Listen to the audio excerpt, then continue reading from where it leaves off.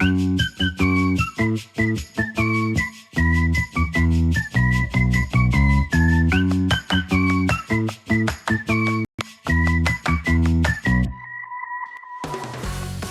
to the podcast. Welcome to the podcast. This is a comparison podcast. It's episode 5. I'm James. I'm here with my good friend Kieran. And today we're discussing two male actors. One is Sir Michael Cain, and the other is Christian Bale. Christian Bale. Absolutely. Christian Bale. Yeah. So I'll start because he's the oldest one. Michael Cain, isn't he? This is the theme. This is the premise. All right, let's go for it. So, Sir Michael Cain, as he is. I apologise. He needs all the regal attachments. He's born in 1933. That's a long time ago. It is a fairly long time 1933. ago.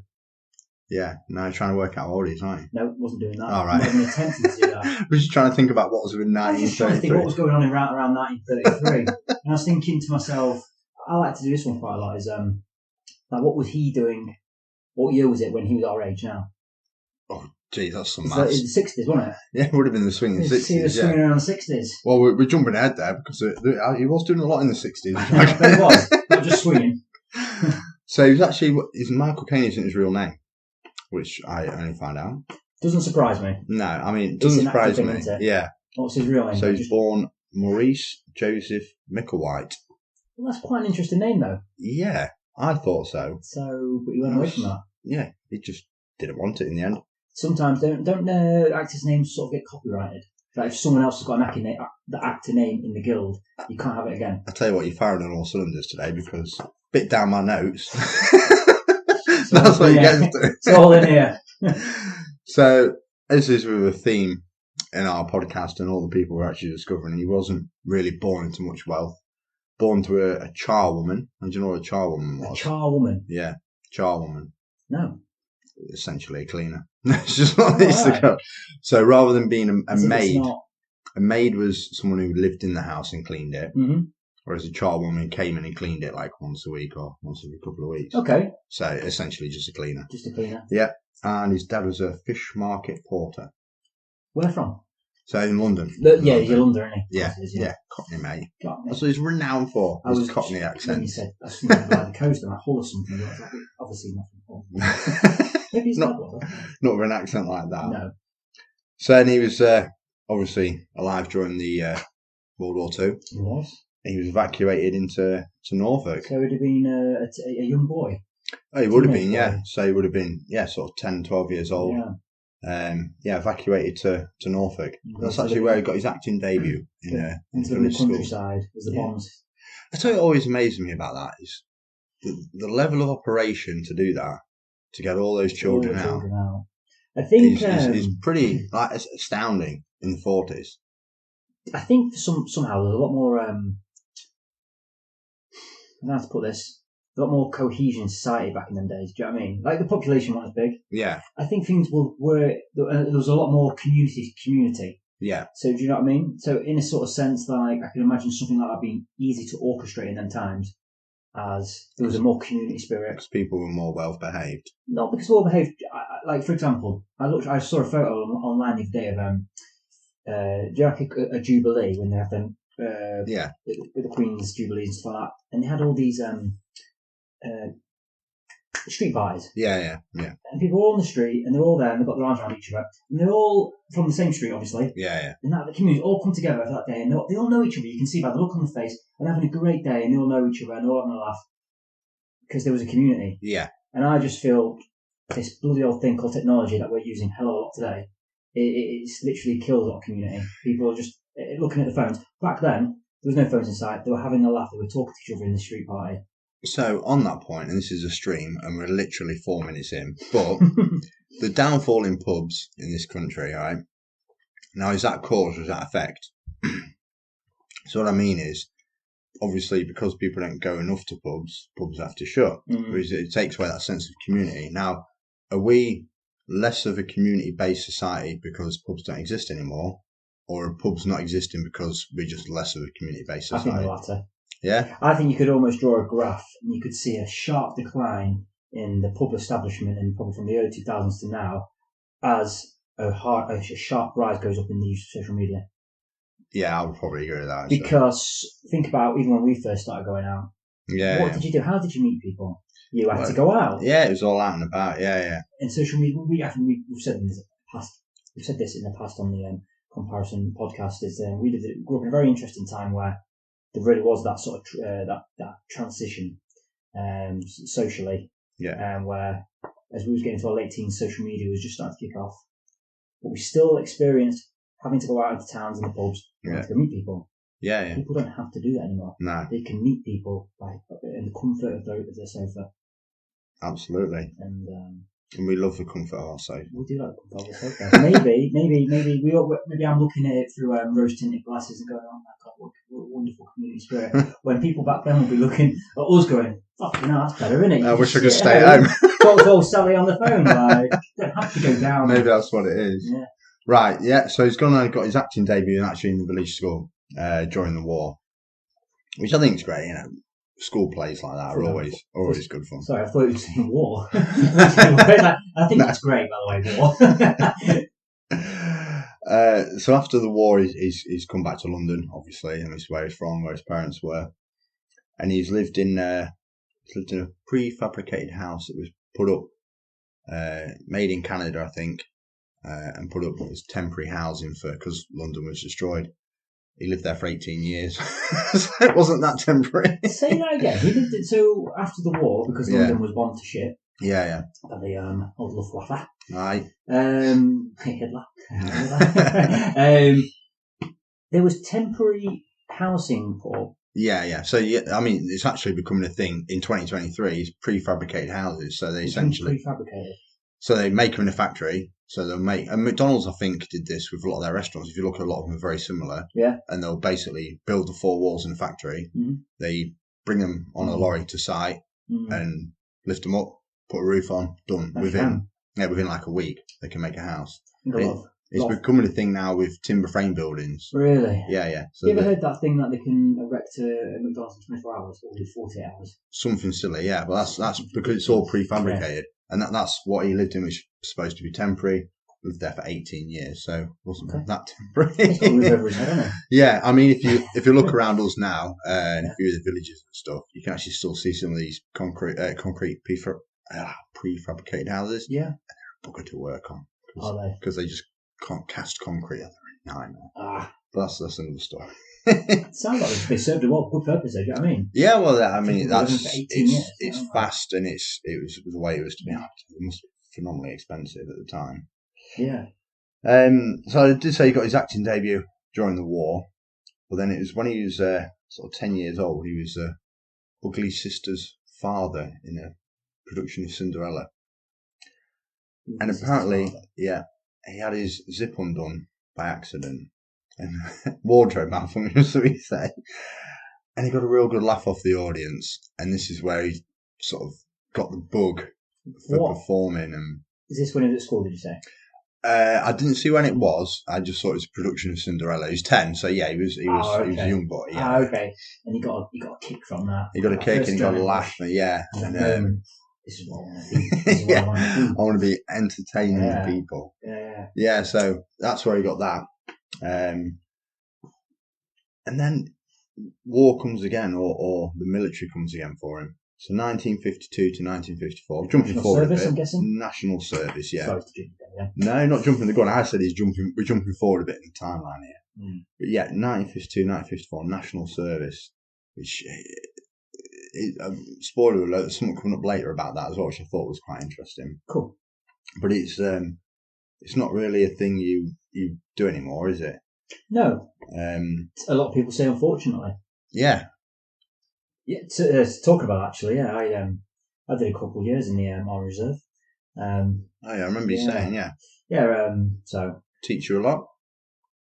It was great. What a great experience. Recommend it. And I reckon probably I've always been quite a confident person, but I'd really recommend it to anyone who's got confidence issues. Do you know what I mean? It's good for a man to be among other men like that. That sounds really strange, but I can just imagine for any guy that was struggling with confidence issues, he could really come out of it the other end as such a better person. Okay. Yeah. I mean, I would say I'll give it a try, but I'm definitely not going to. So, the one thing that absolutely terrifies me is the prospect of war and conscription and stuff like that. Does it really? Absolutely, yeah. Well, the concept of war terrifies me, obviously. But would you not find enjoyment in the idea of the army? Yeah. I mean, no. because I don't think there's anything wrong in saying I'd love to be in the army. I'd love to have that. But even the greatest soldier doesn't want war. Yeah. And I think anyone who does say, "Oh, I want war," I'd like, you don't want yeah, I suppose you're part of a team. Yeah. Yeah. Okay. Yeah. No, I'm still not going there. No, fair enough. You're not going to get me on the old. You're not a recruiter. Recruiter, yeah, recruitment. I failed the interview. So yeah, he was doing national service. Let's break off from Sir Micheal at the moment and go to, is it Sir Christian or not? Not yet.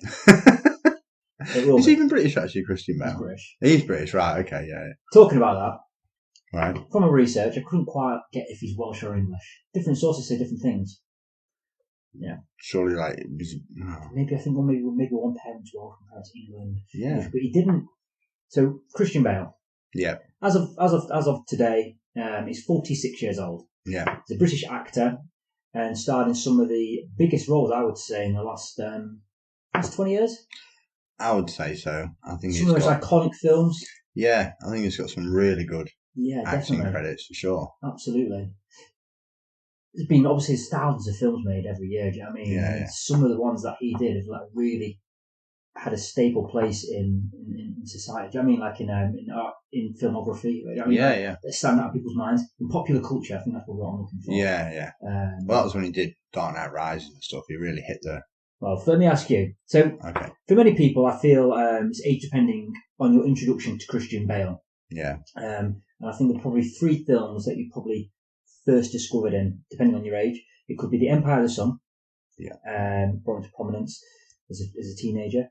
As Patrick Bateman in The American Psycho. Yeah. And as our age, we know him as Batman.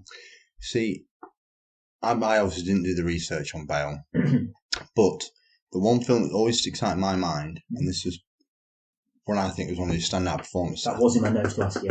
Was it? I was going to ask you, where do you know him from? I think the film was called The Fighter. Yes. And he played a down and out boxer, if I remember correctly. Kind of. Yeah. He was down and out at the time, yeah. Yeah. And then I think, and this is what I really respect about Bale's acting and really getting into role. A lot of actors do it, but I think he really stripped down very skinny for the role, if I remember correctly. He lose a lot of weight. Yeah. But you might be mistaking for what you just said there. Yeah. He was a lot more famous for doing it for another role. Oh, is it Dallas Buyers Club? No, that was Matthew McConaughey was that one. Is it Dallas Buyers Club, Matthew McConaughey? Yeah, it's Matthew McConaughey. No? Okay. So what did he slim down for? Right, let me go. So let me give you a history of Christian Bale. Okay, you go for history of Christian Bale and I'll think on which one. We're skipping ahead here, aren't we? We've got this later on. Okay, go on then. So, yeah. On that bit. So he discovered that he wanted to do acting when his sister got a part in a stage play. Okay. See him do that. I want to do that. Wow, why the not? older sister. I want a bit of that. Got to copy down the older sister for sure. Absolutely. And he moved around a hell of a lot as a child. His mother was a circus performer, and his dad was a pilot. Wow, okay. They didn't stay much. They didn't stay in a place for long. No. And he was constantly moving around. Pilot as commercial pilot or Air Force? Not 100% sure. Okay, just pilot. I think military. Oh, okay. Military pilot. Or it could be not. It could be. I mean, I'm just with them moving around a lot. It tends to be military personnel, doesn't it? Don't listen to the podcast. Do your research, guys. Please listen.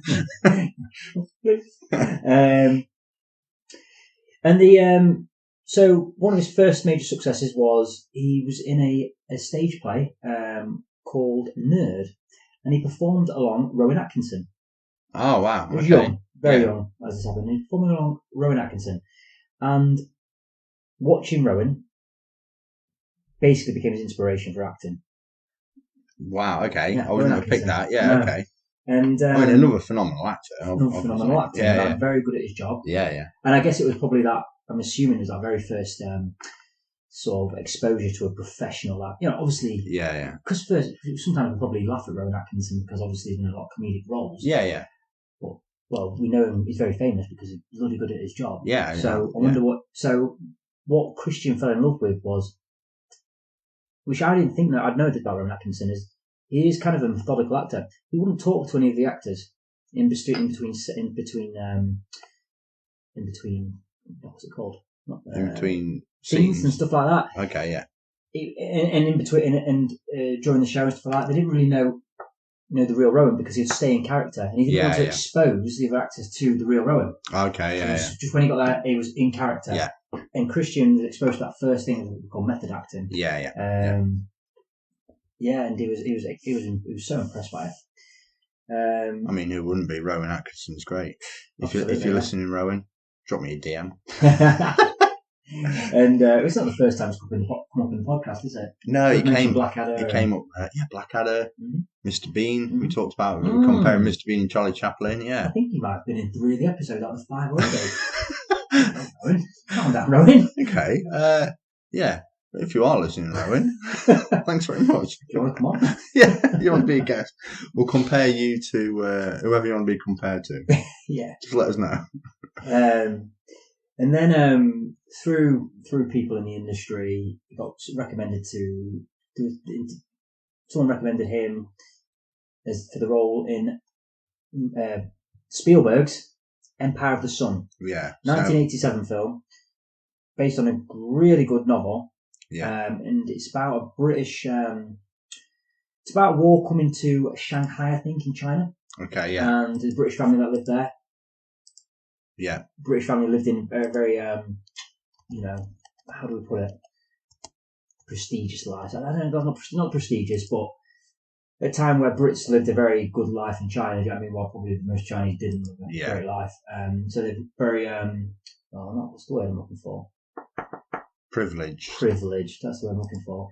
And war comes to Shanghai, and he loses his family, and it's about his struggle to find safety, I guess. He comes across American soldiers, stuff like that. Now, we talked about Empire of the Sun before. I mentioned it, didn't I? On the podcast. Yeah. And I said I was going to watch it. Mm. I haven't. But I have just looked at the cast. There's some surprising people in the cast. So you've obviously got Christian Bale, like you talked about. Yeah. John Malkovich. Yes, he's in it, yeah. And this next one really surprised me. Ben Stiller. I can't remember him in it. I watched the film about 5-6 years ago, and I can't remember him in it. But, Nigel Havers as well. And I was surprised it's a Spielberg film as well. Yeah. I'm going to have to watch that. Paul McGann, Doctor Who. Oh, wow. Yeah. Yeah. And he, by the way... I'm going to make a promise for the second time I'll watch that film. Watch it.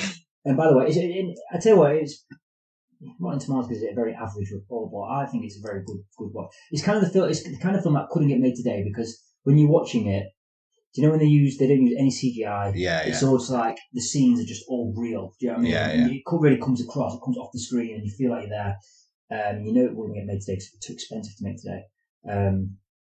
Anyway, Christian was very young, and he did an exceptionally good role. Yeah. Performance, and got a lot of acclaim. And he hated it. He hated the media. He hated it all. It just wasn't for him. He just hated the experience of fame. Pretty much. Again, it's harks back to Charlie Chaplin we talked about. He was the same. I remember you were saying about him coming out in a train station and being in the middle of the crowd and feeling so lonely. Mm-hmm. So it's these people, and this is quite a trope you see of quite a lot of famous people as well. They want to do something that in turn gets them famous, and they really don't want the fame. They just want to do. Yes, absolutely. No, I think with Christian, it was he fell in love with the role of acting. But with acting, if you're going to go to the heights, you're going to get a lot of attention, which you probably didn't want. No. Oh, that's a shame. I was actually going to mention a connection between them two. Similar sort of backgrounds. That Christian Bale's mother was a circus performer. Again, that's sort of something too. Yeah. And then Charlie Chaplin's father was a singer and actor. Again, so they both came from sort of performing backgrounds anyway. Yeah. And and then Christian, he shied away from acting and sort of moved away from it. Well, after Empire of the Sun, so he's not wanting to do any acting anymore. He couldn't stand the media attention. Okay. He's still a young child, which is kind of understandable. A lot of pressure for a child to take that kind of attention. Yeah, it's hard for adults to take it. Yeah. You know what I mean? Imagine a child taking it. He sounds quite, what's the word? Sort of mature to appreciate that he's getting that and that he doesn't like it, rather than sort of getting swept up in it and doing what other people want him to do and pursuing it and everything sort of like that. Is realise that's not him. That's quite a mature attitude, really. Yeah, absolutely. So we'll move it back to you. Okay, so we're coming back to Mr. Cain. So he's been involved in his national service, done his bit for his country. And what he did do, he did change his name, but he changed it to Michael White, just as a stage name, generally, as he was doing a few performances and stuff. Probably a bit snappier rather than Micheal White and all that sort of jazz. So it's Michael White at this point, so this is early 50s. And he's moved down to London, July 1953. His agent has said, you can't have Michael White. There's already a Michael White.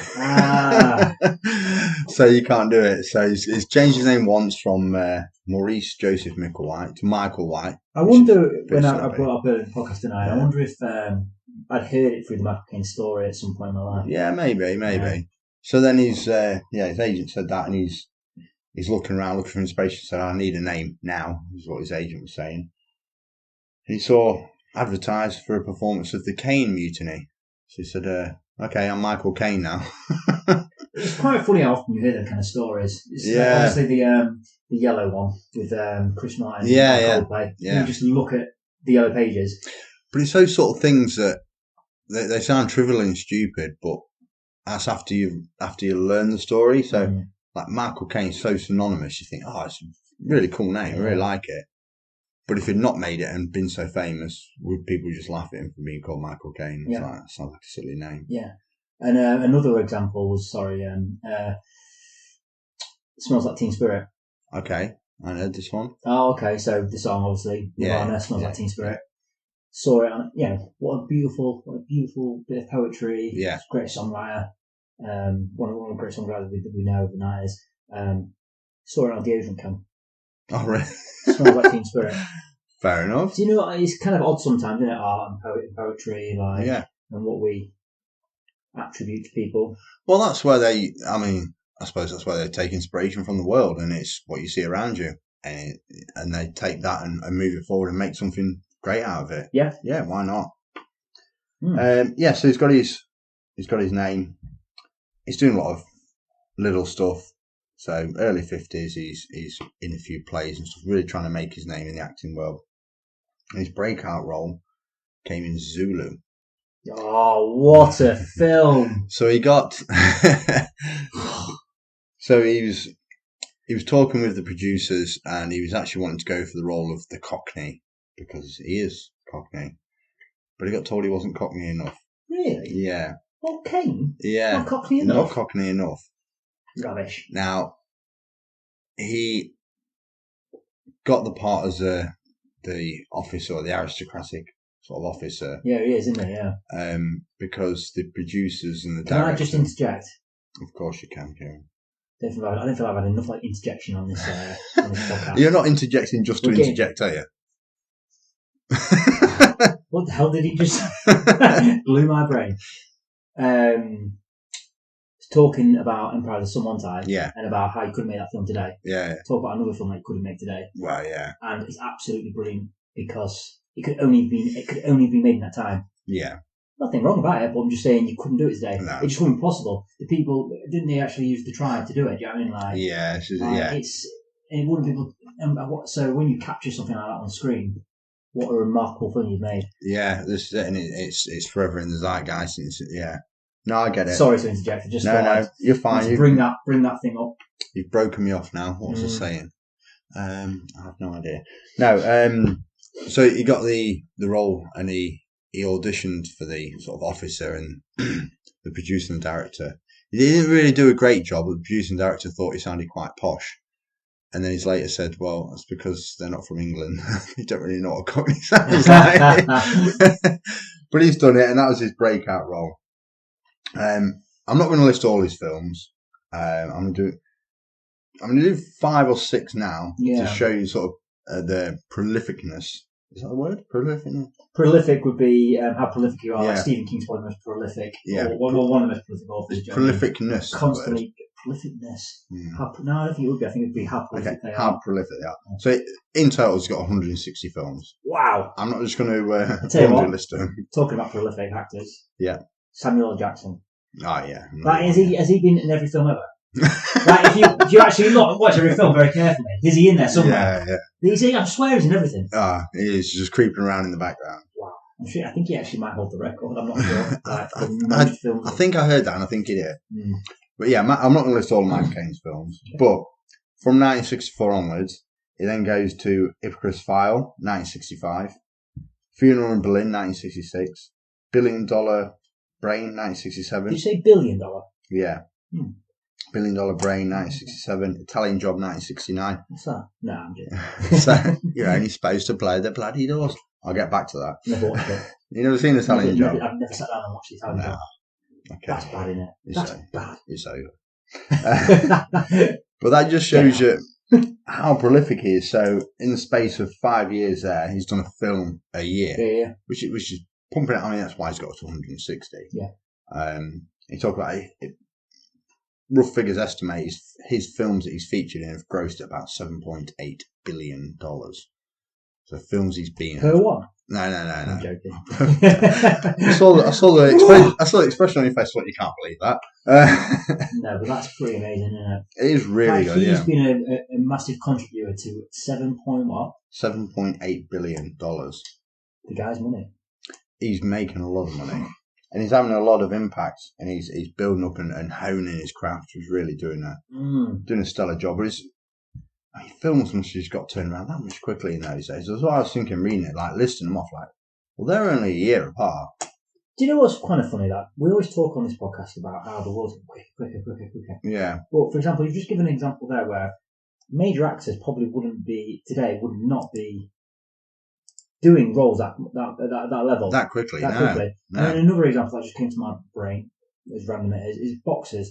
Like the top boxers, like when Mike Tyson was fighting and Muhammad Ali, Frazier, whatever, like they were fighting like once a month. Do you know what I mean? Like, but now today they don't fight. Ever really. They fight like once a year. Yeah, like the top of the game. Just a little comparison there on the comparison podcast. Oh, there you go.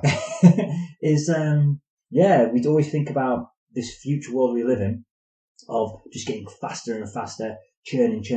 But then, as Jamie just gives a great example there, couple of examples of they were faster back in the day at doing things.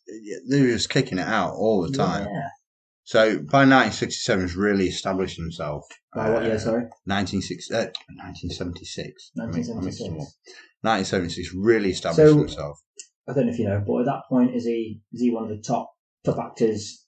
Going around? Yeah, I mean, he's been in a lot. A lot of people are saying he's the boy. I don't know if that's the exact words, but no, he's just in roles left, right, and centre. He's just kind of never away from the zeitgeist. I wish I had a bit more knowledge on it, and I'd be like trying to compare what big American actors around that time. I don't know. No, neither do I. I should have looked that up actually, but he's done well. I mean, he did go against Laurence Olivier. He's opposite Laurence Olivier. But he's just really established himself as a star, and he's been in a lot of films, done a lot of things, been really around was the that world. The list you just gave there? Was that was that all your list of Michael Caine? No, I just to things later on. Yeah, I'm just not going. The film that I love that I did early 60s. But it's not in the time frame, so I'll bring it up later. What I wanted really struck me. I mean, Zulu's 59 years ago. No, that's not right. 59 years ago. It can't be right. His maths is coming out. Yeah, it's 59 years ago, yeah. Quite good at maths, aren't you, I think? But it's part of your job, isn't it? But we'll go into that. That's for the after hours. It's just really struck me is that bang, bang, bang, year after year after year. He's just in a lot of productions. Work. Work ethic. Work. He's really, well, I suppose, again, I mean, this is, we're harking back. If you haven't listened to previous episodes, just listen, because we did talk about this before.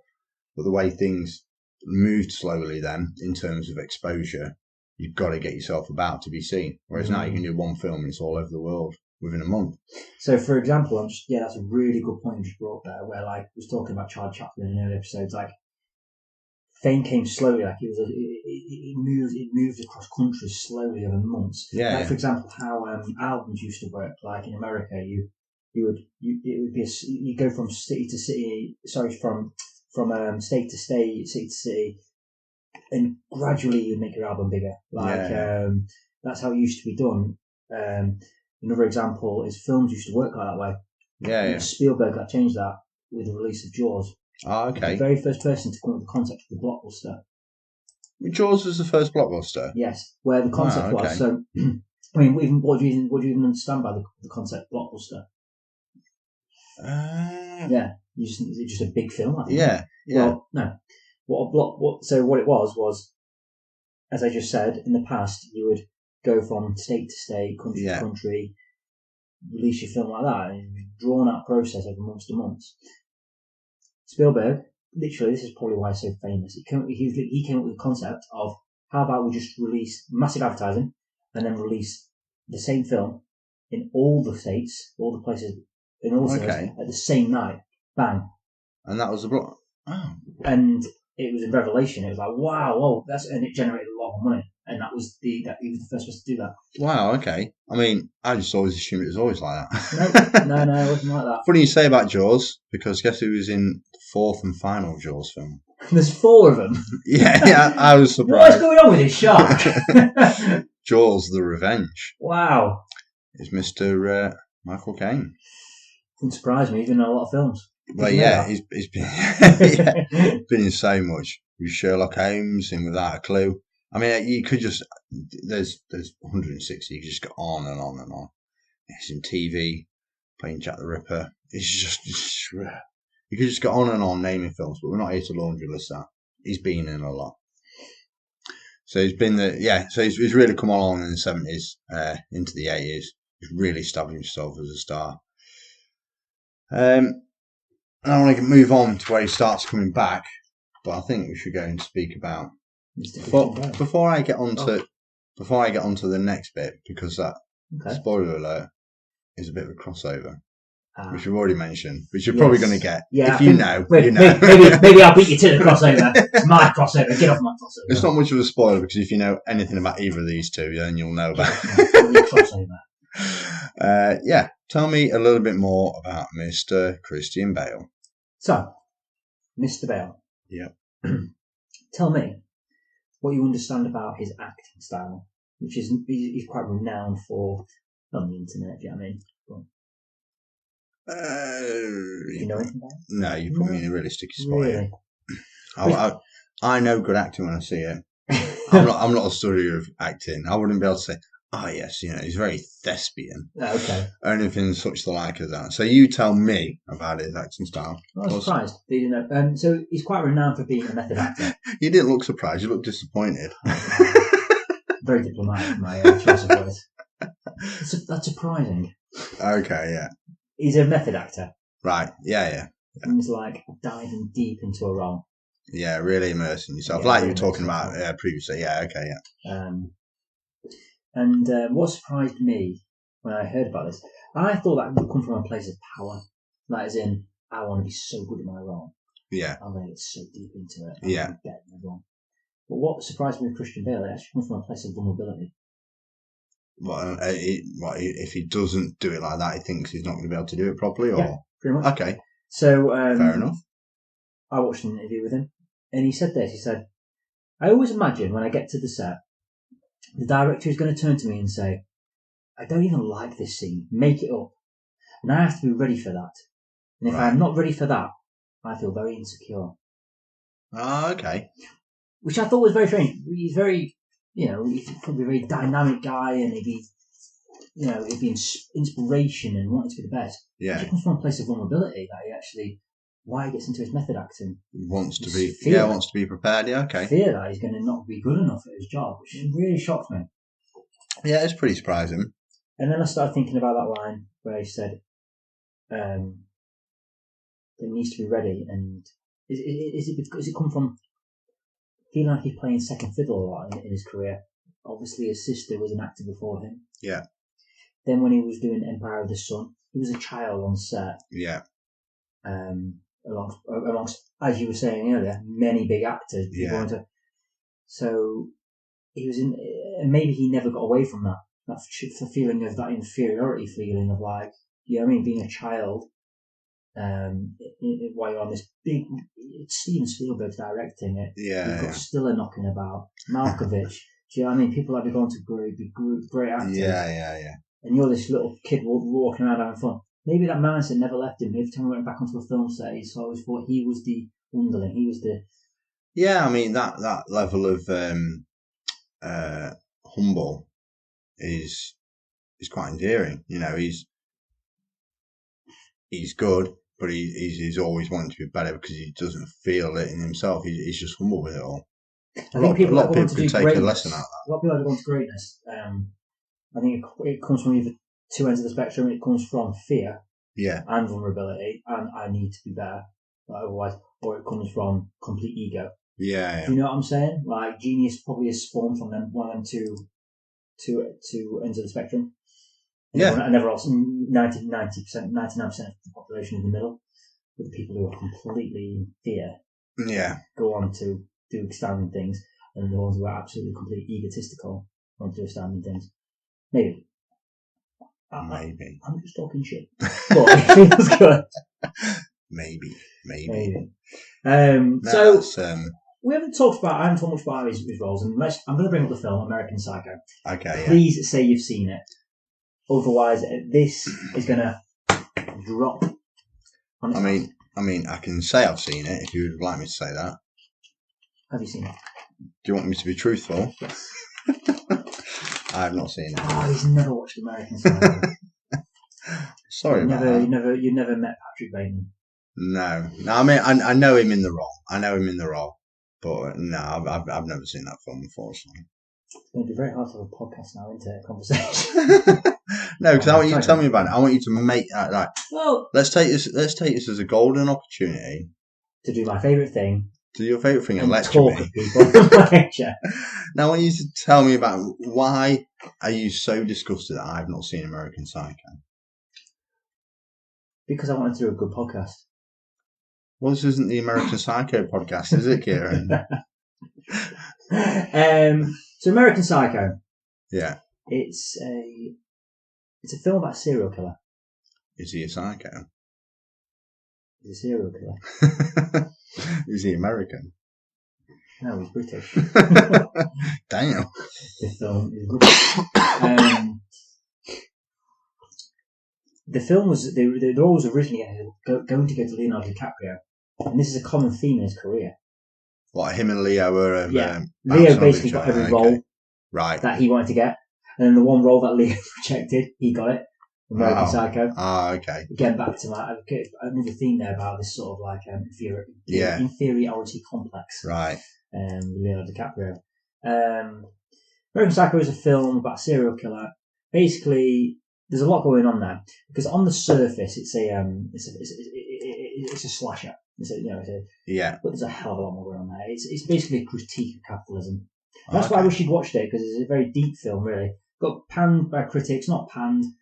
It was criticised a lot for being over excessive in its violence and stuff like that. It is about a serial killer, so I don't know what was going on there. But there's layers to American Psycho where it's set in the late 80s, early 90s. It's sort of an American boom in the Wall Street, and it's about a guy called Patrick Bateman, and he's a serial killer, and it is basically, from as far as I'm aware, a critique of capitalism, where we're all just becoming almost inhuman. Right. Okay. And there's a very famous ending where it's kind of strange. You don't know what's going on. Right. And Yeah, it's difficult to have a conversation. You've never seen it, but I'm watching you scroll. I'm sorry, I've let you down. yeah, it's okay. I've let my I family thought you down. never watched American Psycho. No, I mean it's always been on the radar, but Yeah, those sort of films, slashers and stuff, don't really appeal to me all too much. yeah. Which, but like I said, so I always thought I never want to watch Fight Club. Yeah, But there's depth to it. yeah. There's a lot going on in Fight Club. I think all those sort of good films are now you've described this as American Psycho is not your typical slasher. yeah. Film. Now you start describing it as It's a psychological. There's deepness to it. yeah. Oh, I'll have to check it out, and then we'll reconvene. Yeah, we'll talk about it. 2 years. Tune in again to tune into the comparison podcast in the future. We'll bring it up again. Yeah, we'll when do. James watch it. I tell you what we're gonna have to do. We're gonna have to listen back and write down all the promises that we've made, or that I've made. I said I'm going to watch Empire of the Sun. I'm going to watch American Psycho, and then we'll have to have an episode, like maybe for 100th episode. Is everything you said you were going to do you've done? I'll mention one thing about American Psycho is the ending. Spoiler alert: if you've never seen it, which you haven't, no, so therefore I shouldn't talk about it. Okay, I'm just going to take my headphones off and plug my ears. Right, 3, 2, 1. He's done it. He's actually doing it. It's up for interpretation. The end of American Psycho, I think. Potentially, some people will say no, this is actually what's happening. But the ending, I've always believed, is saying that they don't know who's who, do they? And what it's saying is capitalism is turning us all into the same. We don't know what's going on. There's no humanity anymore. We'll all just become the same product, buying, doing the same things. And I think it's sort of a criticism of that. Anyway, this has been the Kieran Marsden Comparison Podcast. It's been great to have you. My soothing voice. Oh, he's back. Sorry. Sorry. Jamie. How you doing, mate? That was incredibly uncomfortable. Oh, yeah, probably for the listeners as well. Where's the monotone bloke gone? No, they're probably where's the voice of reason? Oh, fuck that. Yeah, I think we should go back to. Want to go back? All right. Cain. So, let me tell you a little bit more about Mr. Sir. No, not Mr. It's not Mr. Sir Michael. Absolutely, get it right. So yeah, as I was saying, he's prolific. He's done loads of films. His real return to form, as you won a Golden Globe for, was Little Voice in 1998. So 1998, Little Voice. Yeah. And he won a Golden Globe for this. Won a Golden Globe for that. I've never heard of it. So you're talking over a span of 30 years there, and his return to form was coming in 1998. How old is he around this time? So he was born in 33, in 98, so that's 60, probably 60 years would be 93. So that's plus 5 years, so 65. So to anyone listening, I'm 34 now. Yeah. And you think, probably past it. Yeah. He never passed it, guys. Come on. Michael Caine got back on track in his early 60s. In 1998. Mental to think that. When I say, so I'm going to ask you the same question you asked me.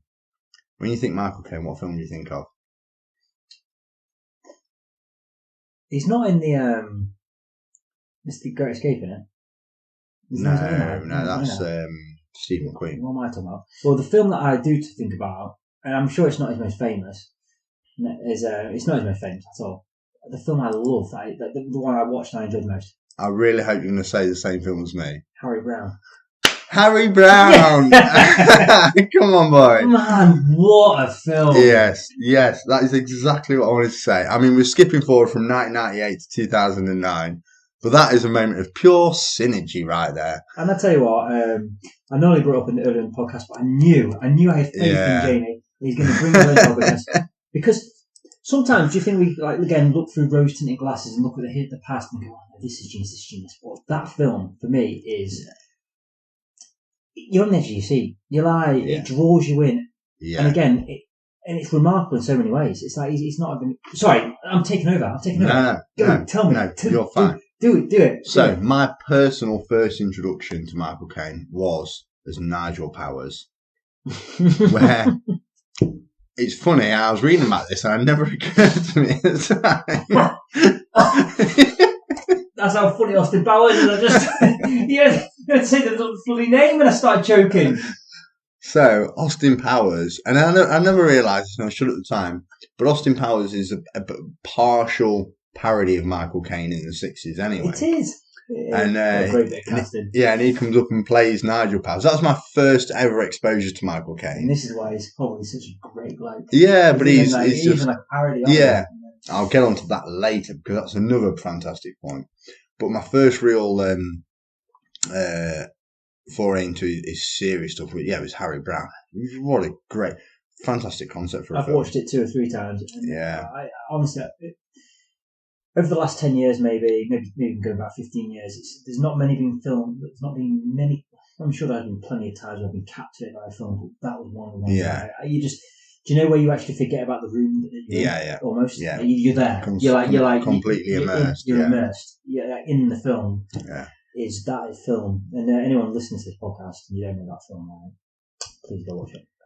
I'll give you a brief. If you don't know it, I'll give you a brief rundown of the film.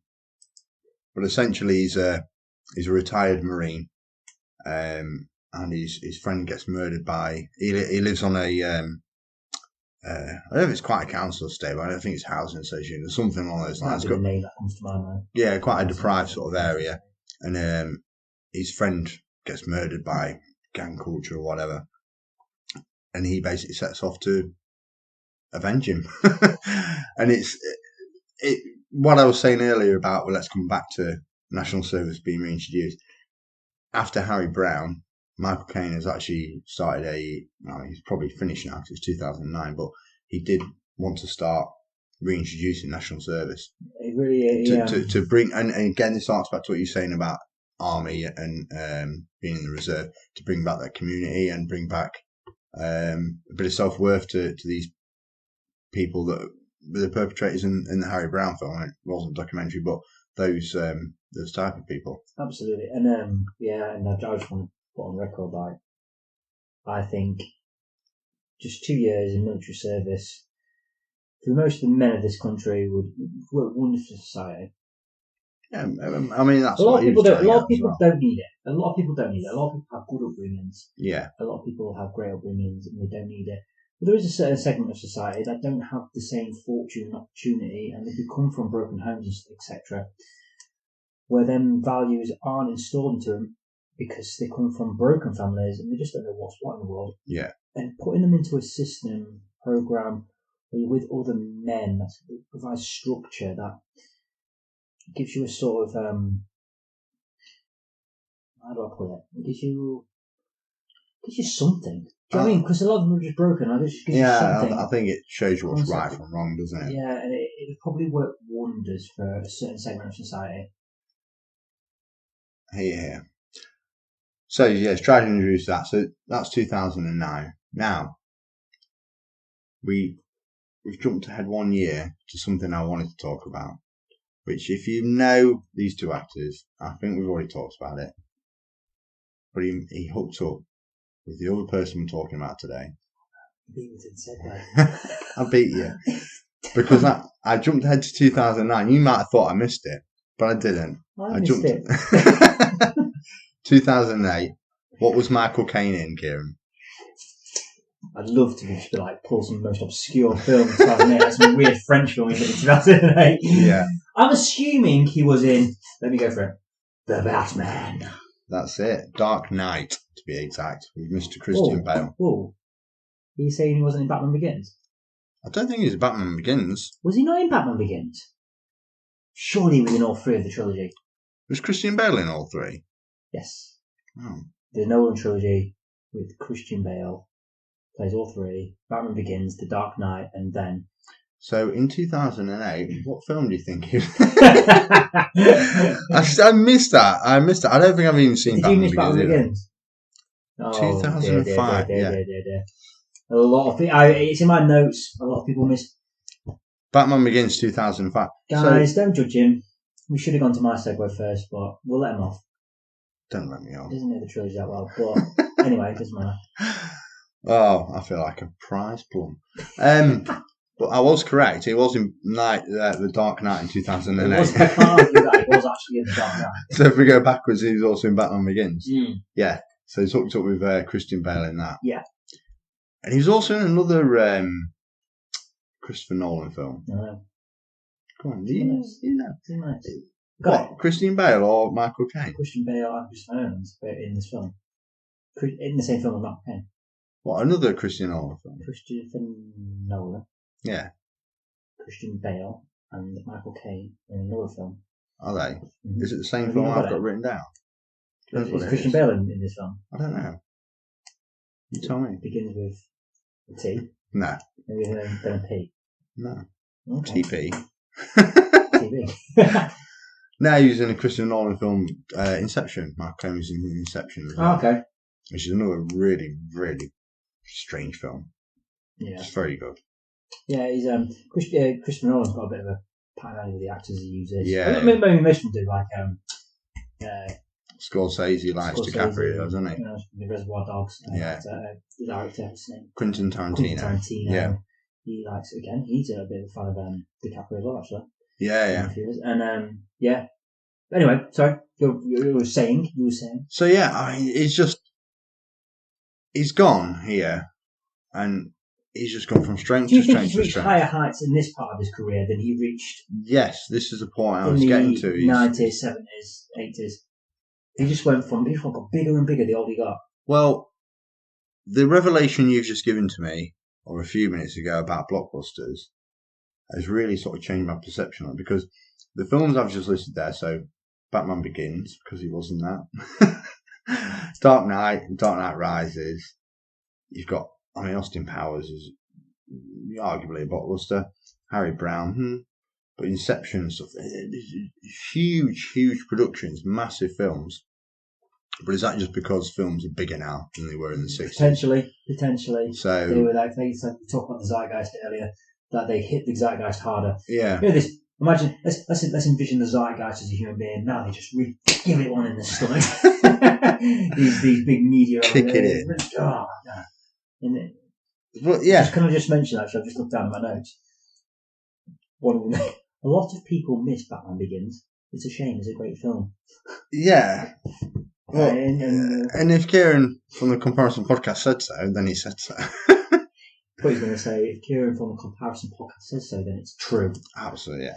Absolutely. It's one of my favourite roles that Michael Caine did. Again, this is another big blockbuster. He was in Now You See Me. Have you ever seen that film? Now You See Me? Yeah.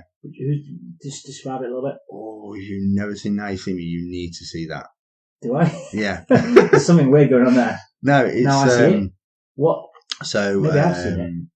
What's his name's in it as well? Jesse Eisenberg, Mark Ruffalo, Isla Fisher, Morgan Freeman, no, I don't think I've Woody seen Harrelson.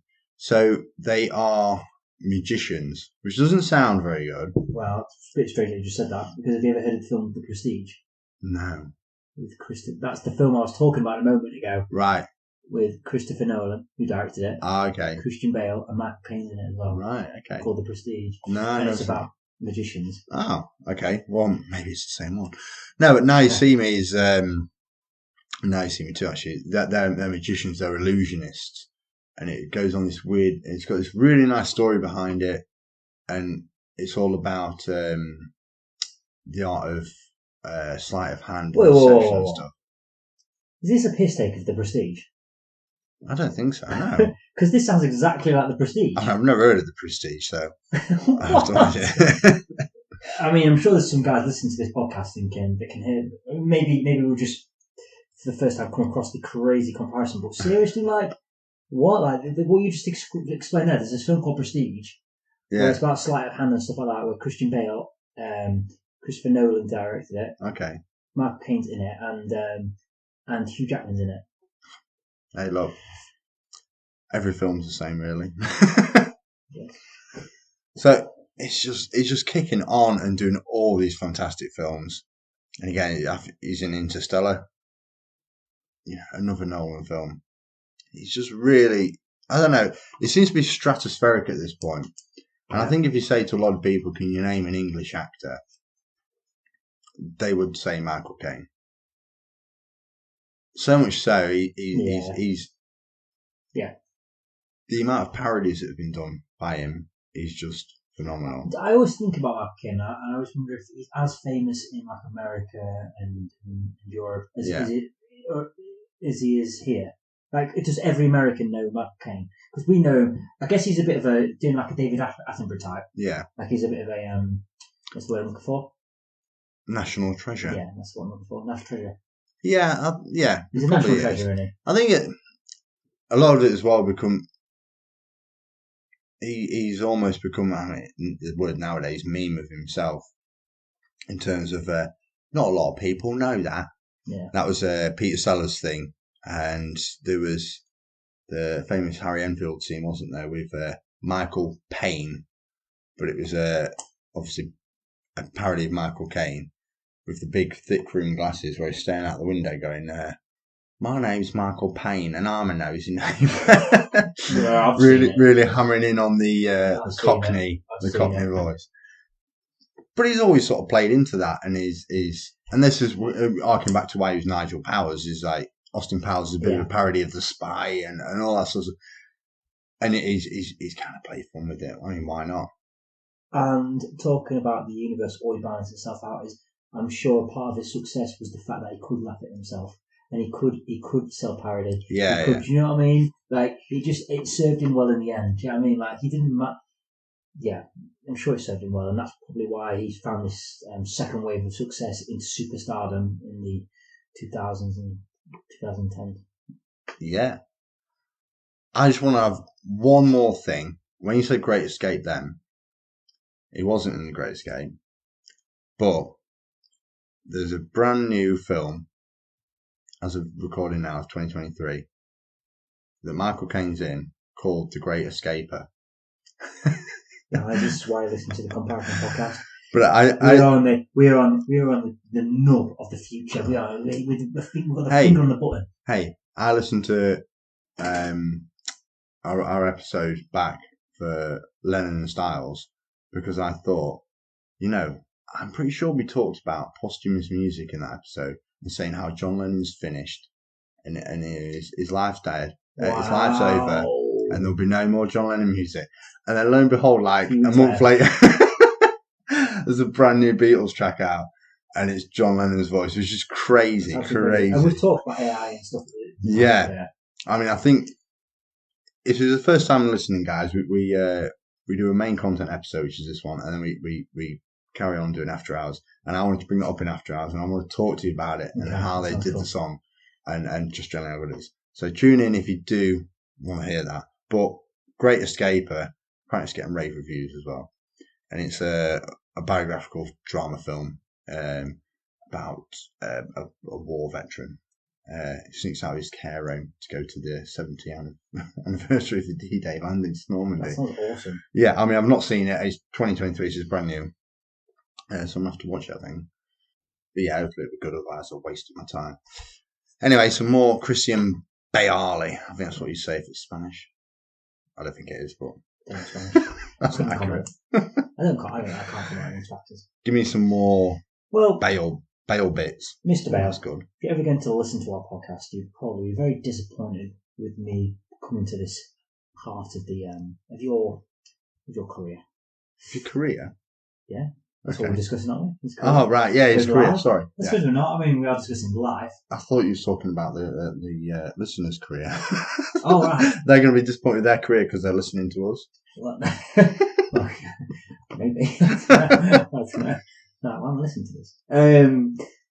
So, have you ever heard of the rant? No.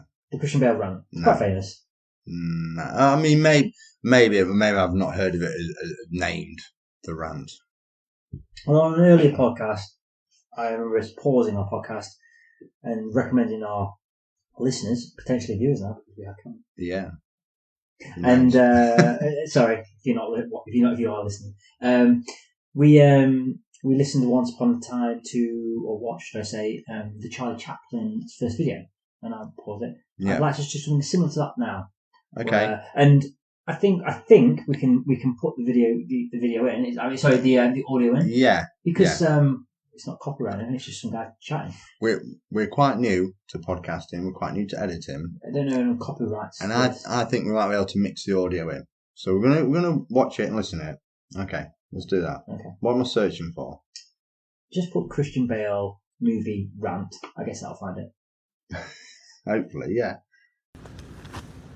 I want you off the fucking set, you prick! I'm sorry. No, don't just be sorry. Think for 1 fucking second. The fuck are you doing? Are you professional or not? Yes, I am. Do I fucking walk around and rip that? No, shut the fuck up, Bruce. Do I what? No! No! Don't shut me up. Am I gonna walk around and rip your fucking lights down in the middle of a scene? Then why the fuck are you walking right through? Da-da-da-da, like this in the background. What the fuck is it with you?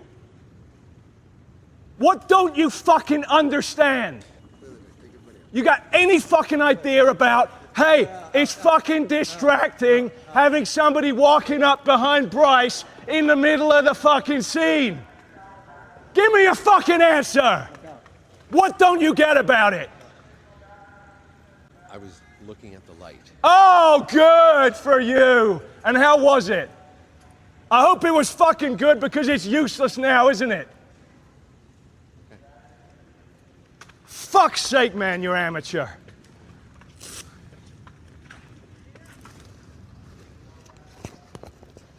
McGee, you got fucking something to say to this prick? I didn't see it happen. Well, somebody should be fucking watching and keeping an eye on him. Fair enough. This is the second time that he doesn't give a fuck about what is going on in front of the camera. All right? I'm trying to fucking do a scene here and I'm going, why the fuck is Shane walking in there? What is he doing there? Do you understand my mind is not in the scene if you're doing that? I absolutely apologize. I'm sorry. I did not mean anything by it. Stay off the fucking set, man. For fuck's sake. Right, let's go again. Let's not take a fucking minute. Let's go again! And let's not have you fucking walking in. You're unbelievable, man. You're unfucking believable. Number of times you're strolling and fucking around in the background. I never had a DP behave like this. You don't fucking understand what it's like working with actors. That's what that is. That's what that is, man. I'm telling you. I'm not asking, I'm telling you. You wouldn't have done that otherwise. No, what it is looking at the light and making sure that you are... I'm gonna fucking kick your fucking ass. You know, shut up for a second, all right? I'm gonna go. Do you want me to go fucking trash your lights? Do you want me to fucking trash them? Then why are you trashing my scene? You are trashing my scene. You do it one more fucking time, and I ain't walking on this set if you're still hired. I'm fucking serious. You're a nice guy. You're a nice guy, but I don't fucking cut it when you're bullshitting and fucking around like this on set. Yeah, you might get it. He doesn't fucking get it. I get it. You might. I get he it. does not get it. And good adjustments, okay? For real. Honestly, I get it. Walk for 5 seconds. Just for No, 5 I don't seconds, need let's any go. fucking walking. He needs to stop walking. I get that. I ain't the one walking. Seriously, man, you and me, we're fucking done professionally. Fucking ass. Right, so we're back. So back. And what did you think? What was your instinctual response to that? I mean, you've just had a little bit of a history, and Yeah. so what do you make to that? My instinctual response was, what was his accent doing? It seemed very all over the place. Well, this is his method acting, isn't it? Yeah. I thought the same thing. This is his method acting. He put so much into an American role that he lets it take over him. Yeah. I really want to bring something else about, but I won't. Let's keep talking about this. Yeah. But I mean, I get the point. The guy's in the back of the shot or in the back of the scene at least. It's got to be annoying. Absolutely. Do you know Try what? and immerse yourself when you're getting someone coming and checking lights. So I probably heard that recording for the first time maybe 10 years ago, maybe a little bit longer. I'd have been probably in my early 20s. Yeah. And I always found it very shocking. I was like, oh, what a dick. Do you know what I mean? Like, come on, man. Like, but as I've got older and I listen back to that, I have a lot more sympathy for Christian Bale. It's like, the guy shouldn't fucking work. Yeah. Do you know what I mean? And this guy, he's like trying to create art. He's like doing something poignant. He's very high grade. He's very into his job, and he knows he can. And this job, there's hundreds of millions of riding on it. Yeah. He's trying to get into the fucking role properly, and this guy's just fucking gallivanting around like. Or as I get older, I can understand the rage. Or alternative to that, have you just become a dick as well? So you sympathise. Like a total flip. If you just flip the sun, we just become in harmony. Yeah. He was a dick. Yeah, so I could argue, yeah, it's a very point. I've just become more of a dick. And those dicks, more dick, I've just lined up with more dick. I've lined up with more dick. No, I know, I completely get. But I think this is one of the issues with, not issues, but one of the sort of downfalls, I suppose, of method actors, isn't it? Is that they're so immersed, and they kind of need that immerse. I think probably right there's a clash of cultures. Like Christian Bale is a highly professional artist who's deep into his work, doing something. While there's probably a guy there, I mean, I don't know how much these light technicians get paid, but probably not as much as Christian Bale's getting paid. Yeah. He's probably just having a day at work. Yeah. And then there's a clash of that. It's like, this guy just like, living his life. And then he's come across someone who's fucking highly talented. And he's like, yeah. Mate. And I'm telling you what, from what I've seen from the interviews I've watched of Christian Bale, he seems like a reasonable guy. So to elicit that response, potentially that guy, the lighting guy, was maybe taking the piss. Yeah, but there's also all we hear is the aftermath. That's gone viral. Yeah, it's crazy. Like so, but sometimes I think in society we're not very good at that. What elicited that response? Yeah, we don't see the month before. That's led up to that. I think he said it in there, didn't he? It's like, you're always doing this. You're always doing it. Context is everything. And all we do is we get the power, we get the bang, we hear the thing that's going to get the clickbait. Yeah, absolutely. What the hell's Christian been going on for to get that? You mentioned something that I was going to come back to. We talked about you talk about method acting. And we did mention one thing. What's that? The Batman. I'm not sure about how we're for timing, but go for it. What's his name? The Australian. I've done this a few times. This podcast. The Australian guy. There's a lot of Australian guys. Heath Ledger. Yeah, in the Batman. Yeah. Isn't it funny that Christian Bale is famous? Apparently not that famous because you didn't know that he was a massive method actor that got taken to his role. Yeah. Heath Ledger was the exact same thing. Yeah. Oh, actually, I've got something to tell you. It was the very first time in his life that he felt inferior on set. Oh, to Heath Ledger. Wow. And Heath Ledger got, and a lot of people say, I'm not going to say it, but a lot of people say that there's this thing on the internet that Heath Ledger got so deep into that role it almost killed him. Yeah. He got so deep into the role of Joe playing that sort of psychotic guy that he went too deep into it. I mean, in terms of the two roles, all right, Batman's not your normal everyday person, but compared to something like the Joker, you can really immerse yourself in that because it's such a different role. Yeah, I can say. I mean, he played it brilliantly. The Joker. Have you seen that video? Yeah, I mean, I tell you what, go sit down and watch that film, The Dark Knight, The Joker, and I'll tell you what I found really funny lately is spectacular, isn't it? Have you seen that video doing the rounds of the bit where he's visiting Two-Face in the hospital, isn't he? Yeah. And he's got a mask covering his mouth. They can't know what you're talking about. and he takes it off. Nolan, what was you doing there? And he takes it off, and all of a sudden he's like, "Oh!" But come on, man. Yeah. How did you not tell it was a Joker before he took his mask off? Yeah, that's talking about that moment. I think he's missed that. Talking about that moment was a point of interest. Is do you know when he's walking out from the hospital? Yeah. And he's trying to detonate it. Yeah. It's a huge scene. They've got one take. Yeah. Detonating a hospital. Yeah. The timing went wrong. Yeah. Timing was wrong, apparently. Yeah. And Heath Ledger sorted it out perfectly, didn't he? Yeah. He brought the Joker into it. Like, dude, what's going on? Like, why is it not working? Yeah. And then throws it, and it's like a lot of other actors I think would have fucked up there. Do you know what I mean? Like, fretted shit, like what's going on? Then it had exploded. cost the fucking company millions. Yeah. But no, he put it in the He's final got the cut. scene, yeah. He got the scene. scene. Which is, it's quality, really. And that is my take on Heath Ledger. on Christian Bale. Christian Bale. So, I'm going to start this next bit, and it really rounds off nicely because Michael Caine is now officially retired as of the 13th of October 2023. Has he really? So, yeah. He announced it on the Today programme on Radio 4. What's interesting is I was actually thinking like some of these roles that I've brought Christian Bale,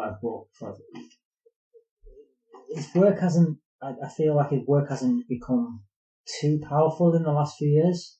Yeah. I could be wrong, and on this podcast I could be wrong. But as far as I'm aware, he was a lot more. He was a lot more poignant 10 years ago. Yeah, but so here we're coming back, right? So he's retiring now. Michael Caine's retiring now, and it's 59 years since Zulu. Okay, and he's gone through this prolific period in the 60s, in the 70s. He's come back in 1998, and then arguably is in the golden period toward the end of his life with Batman, Austin Powers, Harry Brown, Inception, Now You See Me, all huge films. So it comes out. I don't. We probably talked about it at the beginning, but what sort of age is Christian Bale? 47? Did you say? He's 49. 49. Well, two years out. So it's 49. So you look at. No, I'm sorry, he's 46. 46. Oh, it's only 1 year out. Yeah. But yeah. Because Michael Caine is obviously born in 1933, which makes him. I think I know what you're getting at here. Makes him 90 this year. So he's retiring. No, he's actually turned 90. He was born in March 1933. So he's already 90. So there's a lot of years there difference. 46 to 90. He's nearly been alive as twice as long as Christian Bale. Yeah. And arguably he's done some of his best roles and in his more high profile stuff in the last 10 years. So I think what Michael Caine did extremely well at some point in his career, which a lot of probably actors struggle with, is aging. Yeah. And a lot when it gets to aging, they go, oh, I don't know. And it's like, well, I can't be what I was. And they probably throw in the towel, or they just do things incorrectly. Yeah. Michael Caine expertly transitioned his career to playing the role that he should be playing. Yeah. As the older gentleman. Yeah. I mean, I think he was acting as well. I love these films. Kingsman films. Yeah. He was in that as well. And they shocked me. Yeah. I thought, so Kingsman was a big blockbuster, wasn't it? Yeah. Thought, it's not for me. I'm not going to watch that. Yeah. Went to cinema and stuff like that. And then probably, I remember several years ago, sitting at home, came on Film 4, having a few beers with an ex-girlfriend, and like watching it, and really got into it. I was like, fucking hell, this is pretty good. Do you know what I mean? Like, as well, Samuel L. Jackson. Yeah. Obviously. Yeah. No, but you've got to change, you've got to grow, you've got to adapt. I think if you try and, it can't be anyone who's probably capable of that is Christian Bale. Yeah. Well, this is what we like to discuss. So there's a role that he came out film that recently, and I can't remember what it's called. It's about gangsters for that. And sorry guys, I'm failing here massively on the comparison podcast. Where he put a lot of weight on. Yeah. Put a lot of weight on. Yeah. Got five. What's it called? And he plays a sort of gangster. Shades his hair and stuff like that. And Christian Bale. So I think, as James was alluding to, is I think Christian Bale, of all the actors, he's not going to actually be one of these people that aren't past it. He probably can adapt. Yeah. But will he? Is that where we're at? Will he adapt? Yeah. I mean, it's what we want to do and what we want to discuss is Michael Caine, 90 years old. Yeah. He's had a career for the best part of 60 years. Obviously, your man is 46. He's had a career for the best part of 30 years. Well, are you going to go to that Michael Caine's career only got started after the age of Christian Bale is now? No, he didn't get started, did it? No.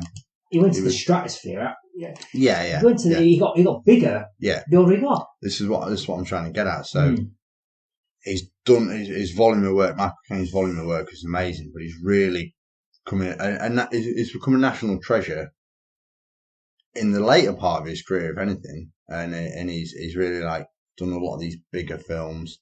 But again, our film's just bigger now. But in terms of national treasureness, that's definitely not a word. I want to get more into this concept of national treasure. Like he is, isn't he? No, Michael Caine is, yeah. He's a national treasure. Yeah. He's like absolutely marvelous human being. So what makes me think like acting ability? I'd probably say that they're as equal as anything. You know, they're both phenomenal actors. National treasure wise, now Michael Caine is the remnants of the 60s and the 70s. And so much in the zeitgeist because people have parodied him. And he's just been around forever that he's quintessentially British. Yeah, but I also think I think a part of this national treasureness comes to this warmness and this ability to laugh at oneself. Yeah. That, I think, as we've discovered on the comparison podcast tonight, Christian Bale probably doesn't quite have that. No, I think... As we've seen with the Austin Powers, etc., he can laugh at himself, he can make a joke, and I think that really is endearing. I think that people love that kind of thing. While we think Christian Bale maybe takes himself a little bit too seriously. Yeah, a little bit. I mean... Sorry, Christian. He's immersed himself in the roles, which is a fantastic way to be. But he's also, I mean, as you're hearing from that clip, he's American, he's Welsh, but he's also English. And I'll defend him a little bit. So I've seen him in interviews in between films. Yeah. He sounds English. Yeah. But I think in that, like, literally, I don't think you're comprehending quite the method acting. He is like so method acting is like even in between scenes. Yeah. You're staying in the character. Yeah. So that's why he's speaking that American accent. Yeah. Like potentially, if it was a 6-month shoot, he'd probably spoken in an American accent for 6 months. Yeah. That's what method acting is. Yeah, but you know, Michael, is that what you're saying? No, Michael Caine is just quintessentially British. Yeah, he's a Cockney, swinging 60s, elder statesman, gentleman. Yeah, we've had a couple of draws on the comparison podcast. I feel like we're starting to fight now, aren't we? Over our guys. We're not starting to fight because this isn't a fight. It'd be a slaughter. Be a slaughter because Michael Caine's 90 years old. But no, I think it's quite peculiar because Sir Michael Caine, for a film star, is only worth $90 million. That's his net worth as of 2023. Chump change. It is chump change. I think it's quite low in terms of someone with that much of a career. Absolutely, it is. Yeah. Yeah, someone who's worked until, his latest film is 90 years old. It's a funny thing because the thing is that maybe we're comparing indirectly and maybe wrongly to like entrepreneurs and scientists and tech billionaires. Do you know what I mean? Like, he's an actor. He goes on stage and he pretends to be someone. To earn £90 million is still pretty good. No, it's not bad, yeah. Well, I mean, if we was comparing with The Rock, for example, Dwayne Johnson, like, is that what you're saying? Like, I just think it pales in comparison. I think for someone who's done such a good job. I think for someone who's worked since 59 years. Yeah. Since 1964. The thing is, he's doing all right. He can do what he wants. He's not done 90 million. Do you know what I mean? Let's not forget that. It's okay. He's doing all right, yeah. He's not doing too bad. Well, it's the question I'm going to ask you. Okay. And I've just looked the answer, so.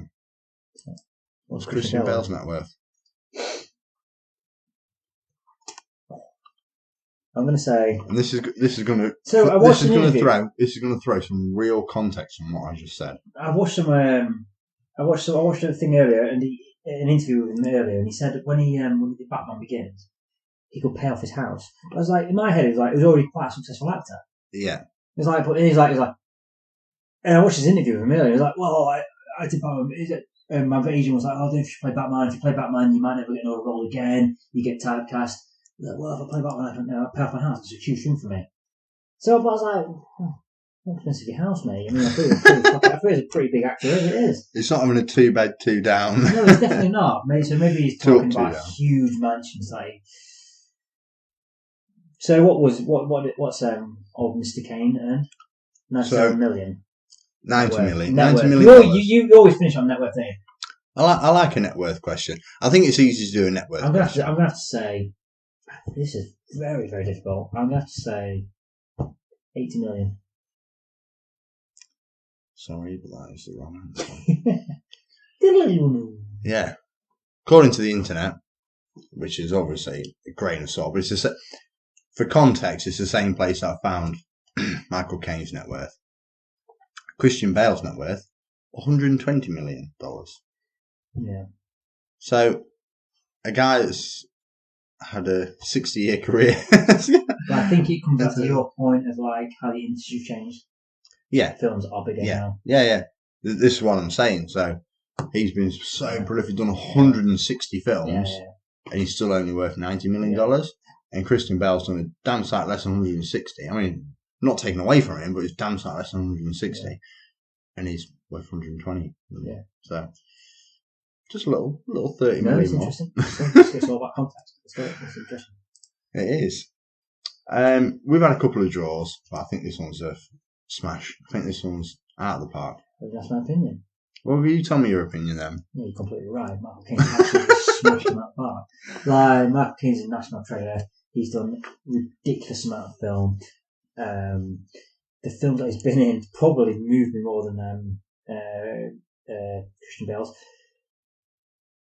Christian Bale's done a great job though. Like what we have to remember is sometimes like the people that are in great films, remember that they're probably great because of the people that was in them. Does that make sense? Yeah. Like you go, oh well, the story's great. Like no, it's a combination of many factors. But a lot of the time it is because the person performs extremely well. For example, in American Psycho, in The Batman, in etc. etc. Christian Bale is a fantastic actor, but he pales in comparison to Michael Caine. Yeah, no, I think. Well, I say it pales in comparison as just judging on a completely acting basis. I would struggle to say who's better. I mean, I'm not there. That's exactly what I was about to say. In career, we are going to side with Michael Caine tonight. Yeah. This was just about to say. I think in terms of acting ability, I think it's parity, and they're slightly different styles and stuff. Could go on to have a couple quiet decades, and then he could come back again. Well, this is the whole thing about the comparison podcast that we like to do is Michael Caine is now retired. He's at the end of his career. He's going to be remembered for a long time to come. Definitely. He's not as we've done quite historical figures before, hundreds of years. Obviously, Michael Caine is present really, in his 60 years since his first film. But do we think Christian Bale is going to be as much of a national treasure at 90 years old than Michael Caine is currently? I don't think so, because I don't think his character is as endearing. But I think he could go on to be as special. I think he could go on. I think he's got many roles in him still. Yeah, absolutely. I think he's very versatile. I think he's just going to have to start hitting. I tell you, the best thing I think is can happen to so many actors that hasn't seemed to have happened to Christian Bale is typecast him.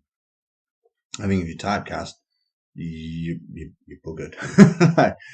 If you get one role and that's how you're going to be, then but Christian Bale's kicking on doing all of it, which is the same as Michael Caine. He's gone from Zulu. Which is a part of his talent, by the way, with Christian Bale. That he can move. Just keep on moving. He can completely reinvent himself in new roles. Yeah, absolutely. So we're settling that Michael Caine's better. Yeah, it's all the same. Yeah, completely. In this debate, for me, he's just completely. He's like double jabbed. He's double jabbed Christian. Christian's hit the ropes, and then he's hit a right hook, and he's like, "On, get your fucking in line, young lad." So let's put a pin in this, and in 47, 90. So in 45 years, we'll come back and we'll touch see if Christian's done anything. We can do it. We can get there. See if he's done anything. Well, I have a good time. Have you had a good time? An excellent time. I want to do a bit of housekeeping. You want me to tidy your house? No. We've started a YouTube channel, haven't we? Oh, sorry. Housekeeping. Let everyone know if they've made it to 1 hour 20 plus. Yeah. We're starting our social media presence, aren't we? Well, we're on many platforms at the minute, guys. If you're listening to this on one of the various audio platforms that we're on, that's absolutely fantastic. We was uploading our channel to our podcast to my channel, but what we've done, we've decided to put it on a separate channel, and it's just going to be the comparison podcast. We're only on episode 5. There's going to be hundreds of these guys, don't worry. Like in case you were panicked. Settle in. If you're panicking, if you're having a little panic attack, it's okay. We've got you. We've got you back for the next 10 years. There's so many shit. There's so much shit we can compare. So I think we're thinking about doing chocolate bars one day. This is. Yeah. I want any listener. I want you to know the breadth this could go. We can do philosophies. We can do chocolate bars, and we can do people. It's just going to go on forever. I think. That's where we can go with it all the time, isn't it? Absolutely. What I was going to say is, we've now got Instagram. Like, I made a joke about, oh yeah, like, comment, share. That's what the people say. But actually, we've got an Instagram, we've got a Facebook now, we've got a YouTube now, and it would be good to have some sort of listener engagement. So if you are listening, it would be great to hear from you. Absolutely. We haven't heard back from our one person that commented. But we have moved channels, so maybe I haven't found us yet. I was just thinking about that. we did a nice comment from a guy, but we've taken the content off my. So that was my thing. It was on my personal channel. Yeah. Which we've decided to professionalise. The comparison podcast is going to have its own YouTube channel just for its own content, and not my stories. So, which I'll plug later in the future. Yeah, I mean we'll put links in all the. Yeah. What did you say? Put links in the description. Yeah, we can do. I mean, look. We're a plumber and a care worker trying to do a podcast. I'm not a care worker, mate. Hey, that's for after hours. That's for after hours. Tuning in for after hours. And if you listen to the, you maybe you already know. You can hear the update of Kieran's story. We're done. Michael Cain is better than Christian Bale. Of course. We've got a social media presence. Have you got anything else to add to this episode, or are we going to save it all for the after hours? Got nothing to add. Come to the after hours if you want to hear some rubbish. Like, honestly, I listened to one of our after hours the other day and I was like, what the hell am I saying? But apparently it's got more downloads than some of the other content. If this is the first time listening to any of our episodes, we do an after hours where it's just for me and Kieran pretty much, and we just release it anyway. We talk about the week. We talk about our lives. We talk about what's going on. We drink a lot more beers than we do during the main cast. Honestly, to be honest, come along. Come along. It's a good fun. I'm done. Are you done? Yeah. We have an absolute win for Mr. Michael Cain. Sir Michael Cain. Sir Michael Cain. You've taken nothing from this. You're only supposed to play You're only supposed to call me Sir Michael Cain. Not a lot of people know that. All right. Goodbye. Thank you very much for listening. Bye.